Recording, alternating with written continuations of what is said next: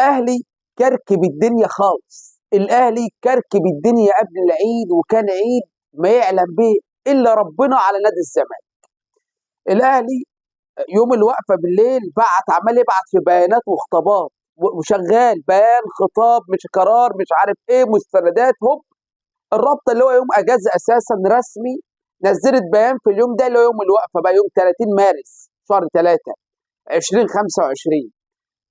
نزلت بيان بتقول ايه بقى؟ احنا هنخفف العقوبه على النادي الاهلي شويه، بدل ما هنخصم منه 3 نقاط نهايه الموسم، لا ده الراجل بعت لنا ايه؟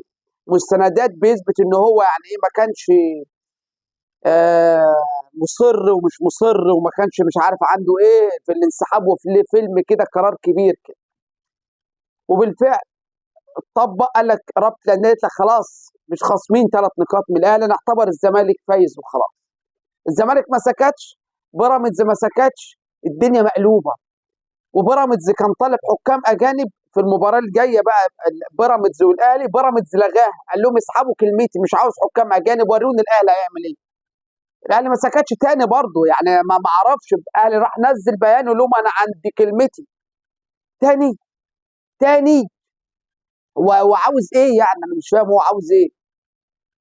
يعني هو وصل بقى خلاص باقي الانديه لمرحله ان الدنيا خربت. عاوز ايه؟ مش فاهم بصراحه. عاوز ايه الاهلي؟ ايه اللي هو عاوزه؟ الزمالك زعلان في اشد حزنه، لدرجه ان النادي نفسه هيرفع قضيه بره. انت شفت وصلت لفين؟ هيكبر الموضوع، هيصعد الموضوع الى ابعد الحدود.